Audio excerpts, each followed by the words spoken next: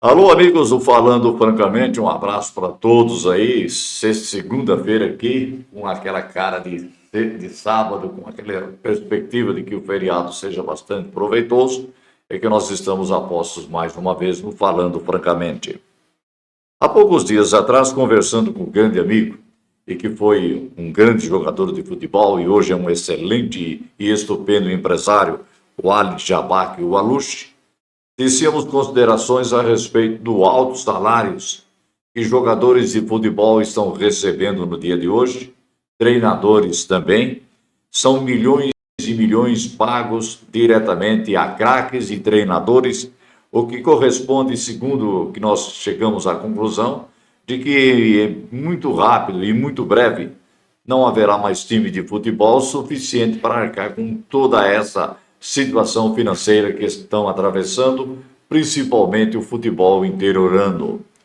Hoje é muito mais fácil para um pai pegar o filho dele pequeno, escolar e colocar numa escolinha de futebol e dizer, ó, você vai ser um jogador de futebol, do que antigamente se dizia, você vai ser um excelente médico, um excelente professor, um grande advogado, porque, para tanto, você vai estudar. Hoje, com a elevação dos salários, e que se chega a essa conclusão, os clubes não aguentarão muito tempo e encerrarão as suas atividades. Por exemplo, a situação do Bandeirante Esporte Clube é crítica. Algumas ações trabalhistas estão correndo na Justiça do Trabalho. Outros jogadores também têm ainda condições para receber do Bandeirante Esporte Clube. E vê que a situação é dramática. Já perdemos a sede própria ali na rua 7 de dezembro, com a Rua Saudades, onde era a sede do Bandeirante Esporte Clube, foi perdida. O estádio Roberto Clark foi vendido e o dinheiro sumiu, e automaticamente aí tudo se tentou para fazer com que se mantesse o futebol, o Bandeirante Esporte Clube, que corre o risco, e um risco muito danoso para a cidade, de encerrar suas atividades, porque hoje, por exemplo, o Leão da Noroeste não tem presidente. E se um presidente assumir, vai saber de todas essas dificuldades, e aquele que tem um certo capital, uma certa empresa, que tem também aí um negócio fluente, vai querer pegar o Bandeirantes de maneira alguma para ter os seus bens penhorados depois. Então a situação está difícil.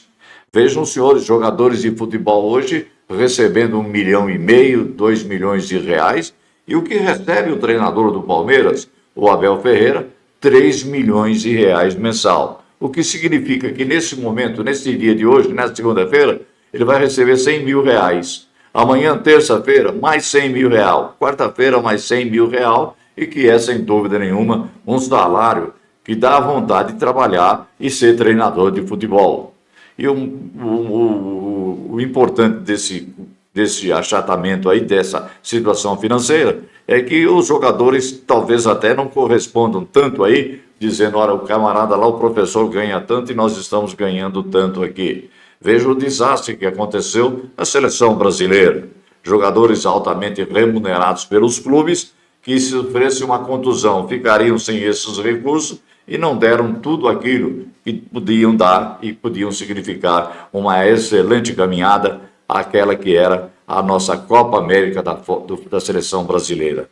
Então, é necessário que haja um estudo maior, uma alavanche de ideias para fazer com que o futebol, que pelo menos aí o Corinthians hoje tem o seu estádio penhorado, e só não vai a leilão porque a Caixa Econômica Federal não quer colocar em leilão o estádio do Corinthians, porque sabe que o presidente, o que elege o presidente da Caixa Econômica é corintiano, e por essa razão não vai querer menosprezar o trabalho do presidente, que torce pelo Corinthians, e o Corinthians vive essa situação com muitas questões trabalhistas aí. Recentemente, 2 jogadores entraram com ação porque o fundo de garantia não estava sendo depositado e acabaram deixando o clube por causa dessa imposição do fundo de garantia e tempo de serviço. Se esse jogador está reclamando do fundo, é porque o salário dele não era tão alto como os demais aí. E quem tem um tremendo salário aí não vai querer perder o emprego